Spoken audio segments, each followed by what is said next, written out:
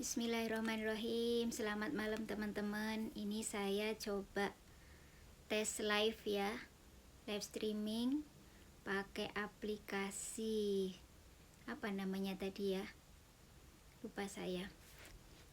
Ini karena subscriber saya belum 1000, jadi pakai aplikasi gratisan sih teman-teman, hanya nyoba ya.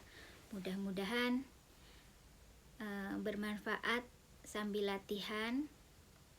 Kira-kira ada nggak ya teman-teman yang berkunjung?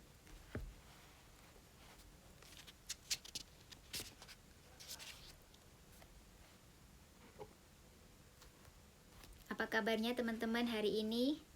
Di Jogja baru saja turun hujan. Ini baru selesai teman-teman, alhamdulillah. Jadi adem gitu ya. Sudah selesai sholat isya juga.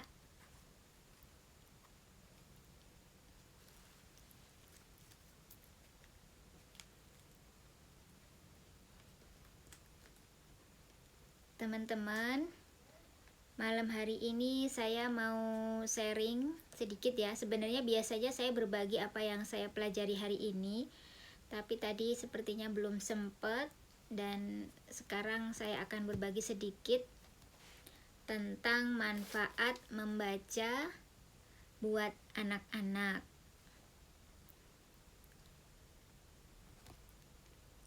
Kira-kira nih putra-putrinya ayah bunda usia berapa mulai berinteraksi dengan buku?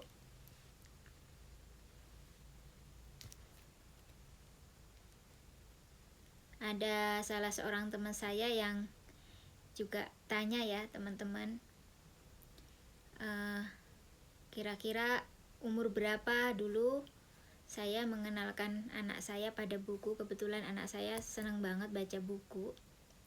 Saat ini kelas 5 SD, tapi itu buku yang di atas tuh ya, yang tebel-tebel itu bacaan anak saya itu kelas 5 SD.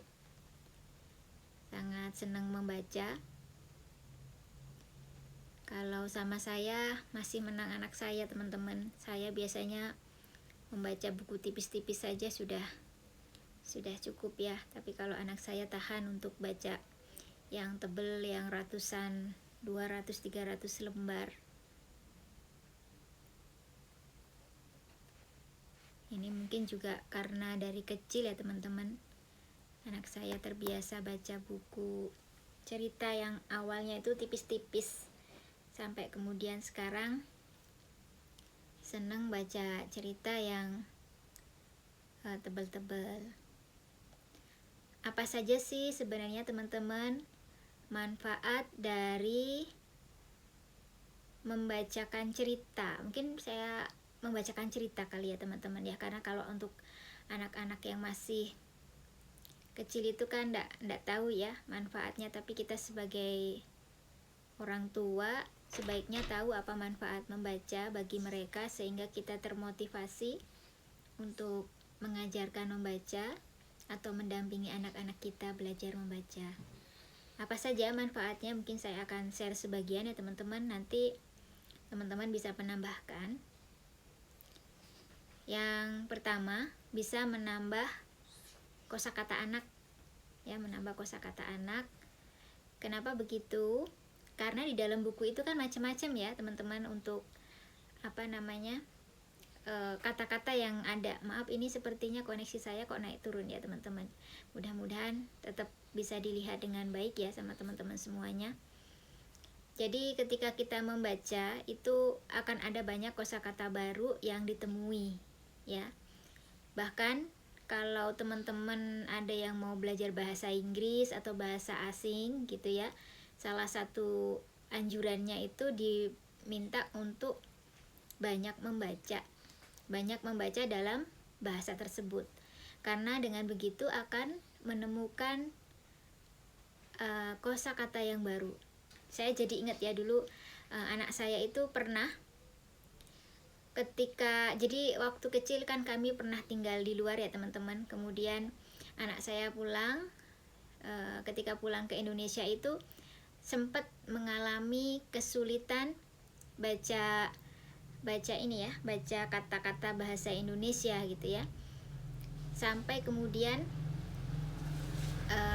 gurunya atau teman-temannya bilang kalau anak saya mungkin minus gitu ya, nggak bisa bacanya itu karena minus, bukan karena hal yang lain. Karena beberapa kali itu terlihat mencermati bacaannya itu sungguh-sungguh gitu ya, karena sebenarnya ya memang kalau sekarang karena sudah agak ini ya, sudah gede ya, udah memang ada minusnya juga gitu, tapi waktu kelas 1 SD itu belum ada minusnya. Dan kemudian saya sebagai orang tua sempat ini ya, apakah benar minus begitu. Kemudian kita tes di jalan sama suami, coba mas baca tulisan yang itu gitu ya, kita minta dia baca tulisan bahasa Indonesia yang tulisannya gede-gede, yang ada di baliho-baliho begitu ya, di spanduk-spanduk di pinggir jalan. Ternyata anak saya nggak bisa baca. Wah, kita udah deg-degan gitu ya, wah dia nggak bisa baca padahal tulisannya gede banget gitu ya. Terus kemudian berapa kali kita coba yang gede-gede nggak bisa baca, coba sekarang kita tes yang bahasa Inggris gitu, karena kebetulan waktu itu anak saya pakai bahasa Inggris gitu ya. Tulisannya gede gitu, dia bisa baca. Terus kemudian coba itu yang kecil gitu, yang lebih kecil, apakah bisa baca lebih kecil lagi, bisa baca lagi. Nah ternyata bukan karena tidak bisa melihat, tetapi karena tidak terbiasa dengan kosakata itu yang membuat dia menjadi susah gitu. Kalau kita misalnya suami saya mengibaratkan gini, coba nih kita nih nggak biasa baca tulisan Jepang ya kan, kalau Jepang kan alfabetnya beda dengan alfabet kita ya teman-teman, bisa nggak gitu kita baca itu dengan lancar? Pasti kan butuh proses gitu ya, karena kita nggak terbiasa dengan huruf alfabetnya Jepang begitu.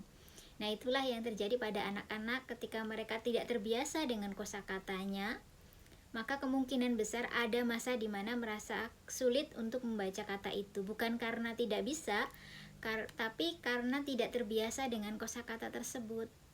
Nah makanya kemudian membaca ini bisa melatih anak-anak untuk menambah kosakatanya, kalimat-kalimat. Jadi kan dalam satu bacaan ya, dalam satu paragraf saja itu kan sudah ada ratusan kata, atau ya mungkin puluhan gitu ya, puluhan kata kalau untuk anak-anak yang masih kecil begitu ya. Tapi di sana dia akan menemukan satu kata, dua kata misalnya gitu ya.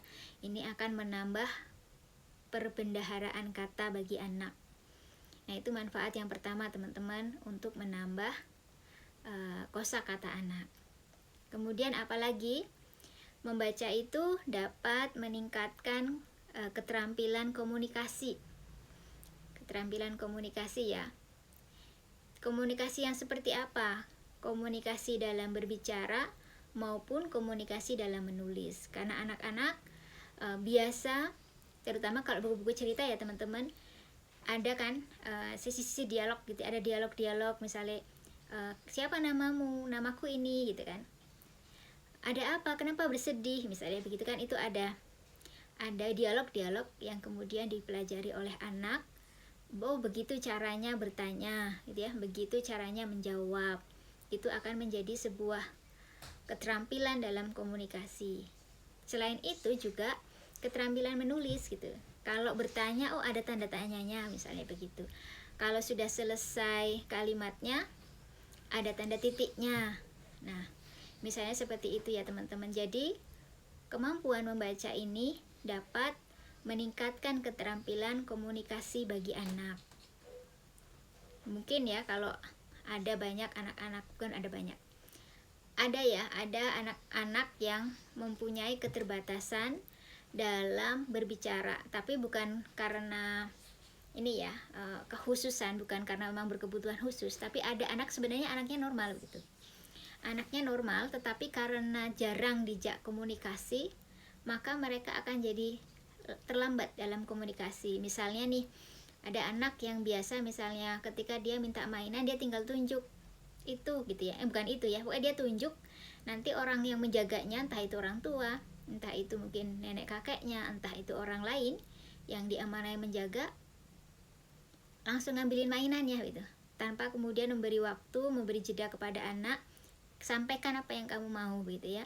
Sehingga mereka mempunyai kesulitan untuk karena itu terlalu berhari-hari terus menerus, dia cukup ngacung, ibarat orang Jawa ya, ngacung saja, ngasih nunjuk saja, sudah dapat apa yang dia mau, maka dia menjadi malas untuk berkomunikasi. Nah, jadi memang dengan kita membaca, kita kan praktek ya, terutama kalau membaca untuk anak untuk anak usia dini itu memang dianjurkan untuk keras ya, mesti membaca dengan suara. Dan bahkan ada yang mengatakan tangannya ikuti nunjukin gitu ya. Itu membantu anak-anak dalam meningkatkan komunikasinya, meningkatkan keterampilan komunikasi. Nah, itu tadi ya, untuk berbicara plus yang menulisnya tadi, karena anak jadi tahu, oh seperti ini tuh harus berhenti, ada titik ini untuk apa ya, titik ya. Oh kalau titik itu untuk dia jeda, walaupun kita tidak menyampaikan langsung kepada anak, oh ini titik berhenti bacanya, itu kan enggak. Kita biasa saja, kita tidak menyampaikan. Tetapi anak akan tahu kalau ada tanda seru bacanya seperti ini misalnya gitu ya. Kalau ada yang di atas besar-besar, oh itu judul gitu ya. Ada mungkin titik-titik petik 2, oh itu percakapan. Nah, itu adalah keterampilan menulis yang juga ditangkap oleh anak baik secara langsung maupun tidak langsung. Kemudian yang selanjutnya apa lagi? Yang selanjutnya adalah mengenalkan konsep baru kepada anak.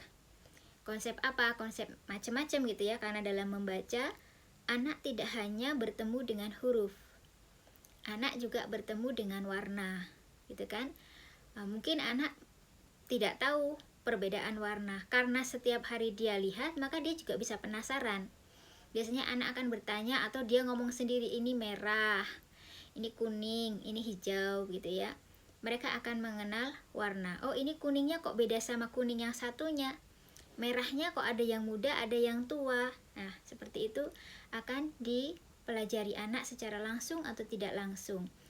Bahkan juga bentuk ini apa ya, kok kotak-kotak misalnya, walaupun dia belum tahu namanya, tapi dia sudah mengidentifikasi gitu ya, sudah mulai mengenal yang ini bentuknya seperti ini, yang ini bulat, yang ini kotak gitu, sudah mulai tahu. Dan ini huruf, ini angka, ini sudah akan dikenal oleh anak ketika dia belajar membaca. Jadi akan mengetahui konsep-konsep baru di dalam buku, walaupun tidak selalu perlu diterangkan gitu ya, mereka merekam, karena kan yang dibaca tidak hanya satu buku ya teman-teman, tapi juga banyak buku. Nah, karena banyak buku inilah kemudian menjadi pengetahuan baru bagi anak-anak kita, yang kemudian diulang-ulang sehingga dia mengenal. Nek orang Jawa bilang itu nitii gitu ya. Akhirnya dia bisa mengenali itu karena berulang-ulang. Apalagi kesukaan anak-anak itu biasanya, saya istilahnya lupa ya. Anak itu jangan dibayangkan ayah bunda seperti kita gitu ya. Kalau misalnya kita sudah baca, kita ya sudah bosan gitu ya. Anak itu dalam satu buku misalnya ya, buku seperti ini, itu bisa dibaca bisa 10 kali, 20 kali. Kadang kan orang tua yang merasa, loh kok udah dibacain itu kok dibacain lagi, sudah pernah diceritain itu minta diceritain lagi. Bahkan saya aja dulu masih ingat kalau orang tua saya cerita, itu saya bisa minta 2-3 kali cerita itu diulang dalam satu kali mau tidur gitu. Ya itulah anak gitu, itulah dunia anak. Ada istilahnya saya tapi lupa istilahnya apa ya teman-teman. Jadi memang mereka bisa aja meminta seseorang untuk berbagi cerita atau membacakan cerita itu berulang-ulang. Nah itu cara anak ya, cara anak belajar. Kemudian apalagi yang dipelajari oleh seorang anak ketika dia belajar membaca atau mengenal membaca, yaitu melatih kemampuan berpikir secara logis. Nah, membantu secara logis itu maksudnya seperti apa? Jadi anak mulai mengerti kalau ada yang berlatih bisa kemungkinan berhasil, misalnya begitu ya teman-teman. Kalau ada hujan tidak pakai payung berarti basah, karena dalam cerita itu kan ada alurnya ya, ada alurnya, ada tokohnya, kemudian ada tempatnya, ada konfliknya gitu ya. Mereka bahkan tahu, oh kalau seseorang berbuat baik maka akan ada yang menolong misalnya, atau tidak akan merugi. Kalau orang yang jahat maka kemungkinan dia akan celaka dan sebagainya. Nah, ini adalah berpikir logis ala anak-anak yang dibangun dari sebuah cerita itu tadi. Makanya kemudian jangan segan-segan gitu ya ayah bunda untuk membacakan cerita, meskipun kadang-kadang menurut kita ngerti apa enggak ya gitu ya, tapi kita coba selama memang buku yang khusus untuk usia dia gitu, enggak masalah gitu. Bahkan ada juga yang buku-buku yang berasal dari kisah-kisah ya, kisah-kisah Nabi, kisah-kisah para sahabat. Itu justru yang tidak hanya berpikir logis, tapi itu memang sebuah kisah yang nyata, bukan dongeng begitu. Dan ini sangat berguna bagi anak, kembali lagi bahwa anak-anak bisa berpikir logis dari sebuah cerita. Karena anak-anak kita itu pintar ya, ayah bunda.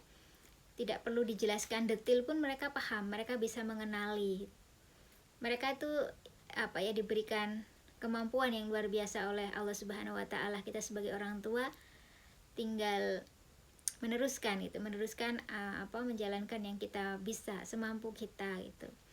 Kemudian apalagi manfaat dari membacakan cerita, membacakan buku ke anak, yaitu melatih konsentrasi. Kok bisa gitu ya? Karena gini, ayah bunda teman-teman semuanya, kalau baca buku itu biasanya nggak selesai dalam 1-2 menit gitu ya. Kalau membaca buku itu butuh waktu. Bagi kita orang dewasa, membaca buku misalnya setengah jam itu memang mudah karena kemampuan konsentrasi kita memang sudah panjang gitu. Tapi bagi anak-anak, membaca buku itu mungkin kisaran 10 menit, singkat gitu bagi kita orang dewasa, tapi itu sudah cukup lama buat anak-anak. Nah, di antara jeda waktu itu mereka benar-benar membutuhkan konsentrasi gitu ya. Mereka berkonsentrasi dan fokus dengan apa yang dibacanya. Bahkan banyak ya anak-anak kita itu yang ketika membaca buku itu tidak mau di stop. Jadi ketika sebuah cerita dibacakan, mereka mau sampai akhir dibacain, ditungguin gitu sampai akhir, walaupun ceritanya barangkali agak lama bagi mereka, tetap ditungguin. Itu menunjukkan bahwa mereka punya konsentrasi dalam membaca. Nah, ini sangat penting bagi kita untuk melatih anak-anak kita dengan memperbanyak membaca atau dibacakan buku bagi yang belum bisa, agar melatih konsentrasi mereka dalam perhatian begitu.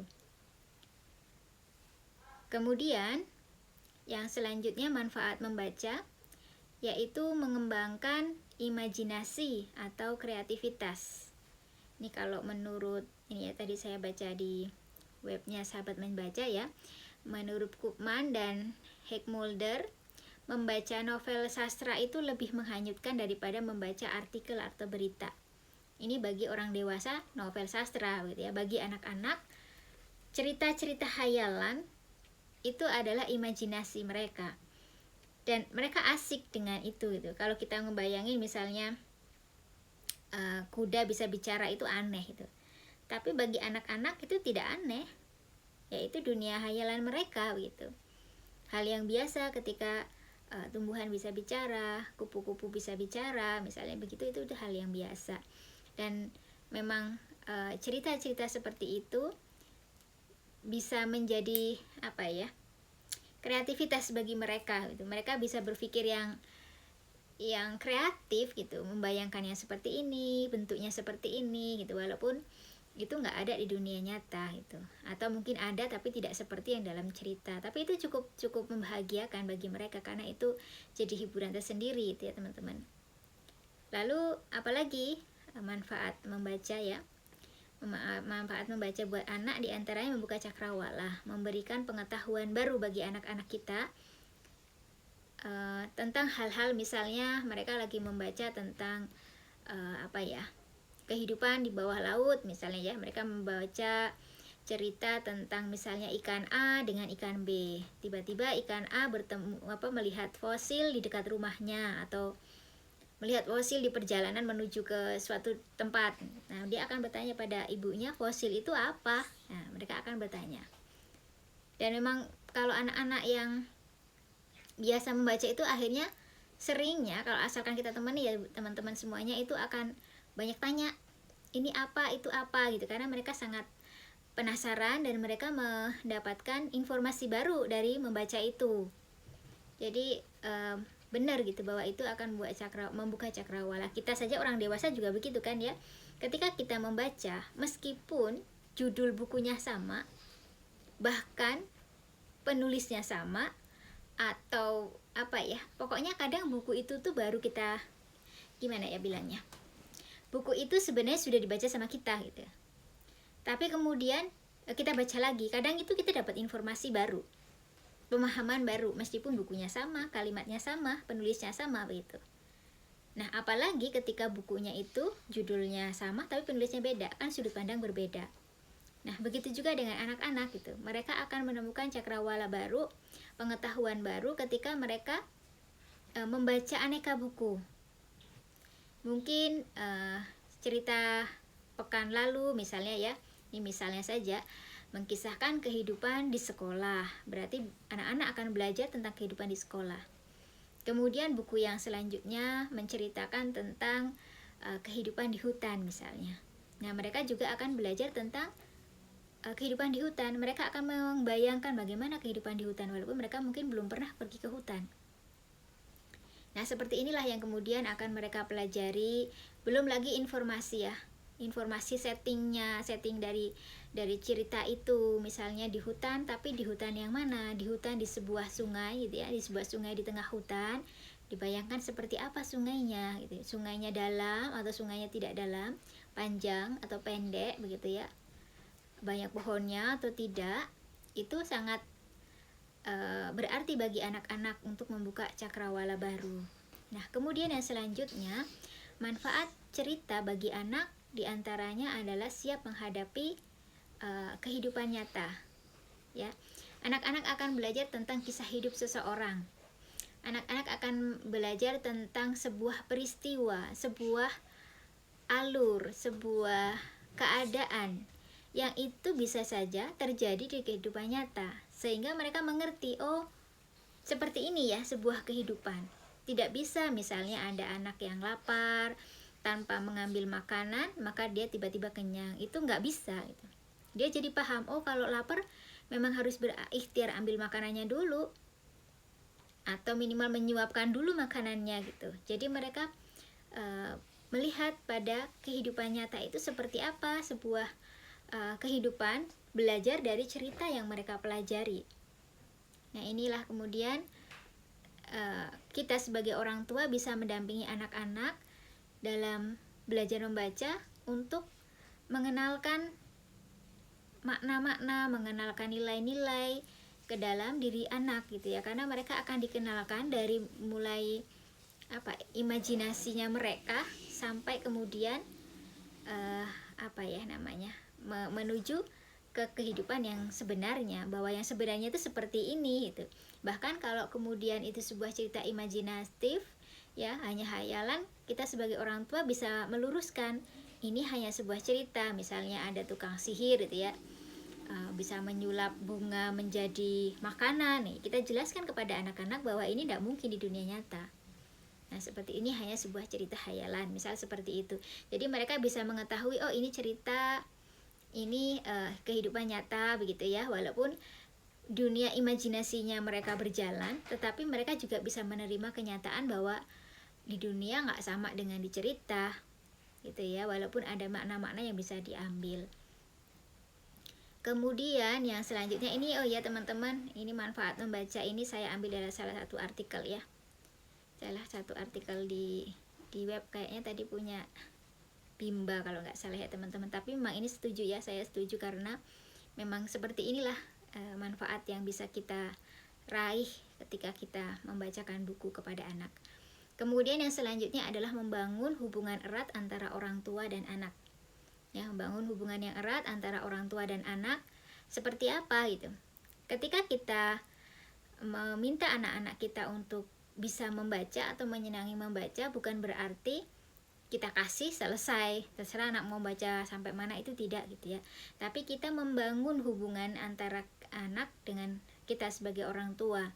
Caranya bagaimana? Dengan memberikan ini ya, dialog-dialog setelah cerita itu selesai dibaca. Kalau di buku-buku kita masih jarang teman-teman ya yang kemudian memberikan komentar-komentar pada buku gitu ya. Tetapi di buku-buku di luar itu banyak gitu ya, setelah ceritanya selesai dibaca, bagian belakang itu sering ada sebuah percakapan yang bisa panduan percakapan antara orang tua dan anak. Misalnya siapakah tokoh yang baik dalam cerita ini?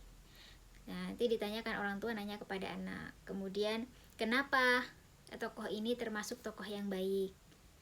Terus konfliknya misalnya apa yang dia lakukan setelah melakukan kesalahan, misalnya seperti itu. Jadi ada dialog-dialog yang bisa menjadi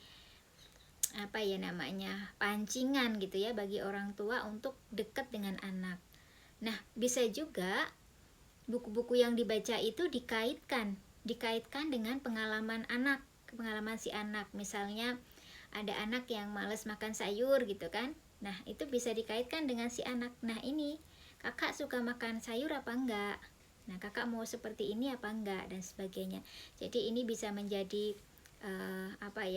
cara kita membangun hubungan dengan anak. Dan anak juga kadang-kadang ketika dibacakan cerita itu jarang kemudian mengambil jarak gitu ya, mengambil jarak dengan orang tua. Itu kadang-kadang mereka minta pangku, mereka minta peluk, mereka minta deket lah intinya dengan orang tua ya. Memang itu menjadi waktu yang sangat berharga bagi anak, sehingga mereka berdekat-dekat dengan orang tua. Nah, ini menjadi momen untuk bonding ya antara orang tua dengan anak. Kemudian apalagi membaca buku itu membentuk pola perilaku dan nilai sosial. Nah, tadi sudah jelas ya teman-teman, ketika dibacakan sebuah buku, maka seorang anak ini akan belajar dari apa yang ada di dalamnya, entah itu nilai-nilai yang sifatnya perlu diikuti ataupun yang perlu dihindarin. Jadi mereka akan mengerti perilaku-perilaku mana yang bisa diterima di masyarakat, perilaku mana yang tidak, perilaku mana yang baik, perilaku mana yang kurang baik, meskipun tidak selalu harus dijelaskan. Bahkan nilai-nilai sosial yang ada di masyarakat, misalnya ketika dia suka bohong, maka teman-temannya tidak akan menyukainya, misalnya seperti itu ya. Ketika dia mau membantu orang lain, maka yang lain mau membantu juga. Nah, seperti ini akan dipelajari anak juga dalam buku-buku yang dia baca. Kemudian apalagi manfaat yang lain adalah menumbuhkan minat baca anak. Makin sering anak suka membaca, dia menjadi seperti kebiasaan. Nah, kebiasaan itu menjadi sesuatu yang dinikmati. Maka salah satu cara agar anak-anak kita ini mau membaca, ya memang kita mau gak mau harus mengenalkan membaca ke mereka gitu. Kalau kita pengen anak-anak kita mau membaca, kita gak pernah bacain mereka, ya hampir dikatakan mustahil. Ya mungkin bisa, tapi itu sangat-sangat langka gitu. Karena anak itu kan mengenal kebiasaan ya, kebiasaan yang dilakukan selama ini seperti apa, dan itu menjadi pola bagi dia gitu. Kalau kita ingin anak-anak kita mempunyai minat baca yang baik, maka memang ya mau nggak mau nggak ada pilihan lain, kita harus membiasakan membaca. Baik mungkin kita nyontohin atau kita membaca berdua. Nah, seperti itu ya. Jadi dengan banyak membaca, insya Allah akan menambah minat baca anak. Kalau mungkin ketika masih kecil, mereka bacanya hanya buku cerita begitu ya. Tapi nanti kalau mereka sudah besar, insya Allah akan merambat ke buku-buku yang lebih berkualitas. Artinya dalam artian buku-buku yang lebih padat begitu, mungkin buku materi pelajaran atau sebagainya. Jadi ini akan membantu ya ibu-ibu dan teman-teman semuanya. Kemudian yang selanjutnya, membaca itu membantu meningkatkan prestasi akademik. Kenapa bisa? Karena dengan membaca anak akan berlatih daya ingat, sehingga mereka biasa setelah ini gimana ya, yang tadi itu situasinya seperti apa. Nah, anak akan berlatih bahkan menghubungkan satu dengan lain gitu ya, terkoneksi antara cerita satu dengan yang lain. Terkadang-kadang anak-anak juga ini ya nanya, loh tadi kan begini kok jadi begini gitu ya. Kadang kalau ada anak-anak yang merasa pemahamannya terputus, mereka akan bertanya. Nah, inilah kemudian yang membuat anak-anak dapat meningkatkan prestasi akademik mereka, karena membaca juga tidak sekedar membaca saja, tapi dia juga ada proses mengolah ya, mengolah bacaan dalam ingatan si anak, kemudian dalam cara berpikir anak. Jadi ada proses mengolah informasi. Nah, ini membuat anak-anak lebih bisa meningkatkan prestasi akademiknya. Kemudian yang terakhir, masih banyak insya Allah yang lain ya, tapi ini yang terakhir, membaca bisa menjadi hiburan. Membaca bisa menjadi penghibur, menghilangkan lelah anak, stres anak, samalah kayak kita orang dewasa juga. Bagi orang yang suka membaca, membaca itu seperti sebuah masa ini ya, menghibur diri atau beristirahat lah, bersenang-senang, kayak rekreasi gitu ya, pikniknya orang yang suka membaca dengan cara membaca. Nah, itu tadi ya teman-teman semuanya, ibu-ibu, ayah bunda semuanya, manfaat membaca buat anak-anak kita ternyata banyak banget. Jadi insya Allah kalau kita mendampingi anak-anak kita nggak rugi untuk belajar membaca, supaya dapat nih kemampuan-kemampuan yang tadi sudah saya sebutkan. Membaca tidak hanya baca buku saja, membaca Al-Quran juga demikian, banyak sekali manfaatnya. Nah, dengan mengetahui manfaat ini, semoga memotivasi kita, saya pribadi, untuk mengembangkan kecintaan anak pada membaca, karena di Indonesia masih rendah ya untuk minat baca anak. Mudah-mudahan makin ke sana, makin ke depan makin bagus ya, walaupun sekarang membacanya ini juga sudah mulai banyak yang bergeser, tidak hanya pada buku ya teman-teman, tapi juga pada audio ya. Anak saya sudah mulai menyukai bacaan dari audio, jadi dengerin gitu ya, seperti zaman kita dulu dengerin sandiwara. Nah, anak saya sudah mulai suka yang kayak gitu juga. Bahkan ada novel-novel ataupun cerita-cerita yang dari buku dari internet gitu ya, meskipun kita harus selektif untuk memilihkannya.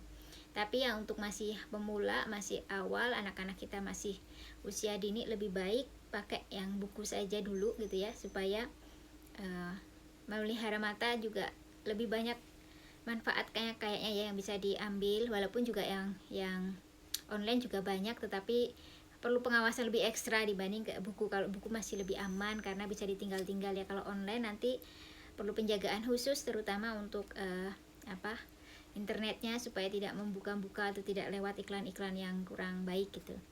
Demikian mungkin teman-teman, mudah-mudahan ini bermanfaat.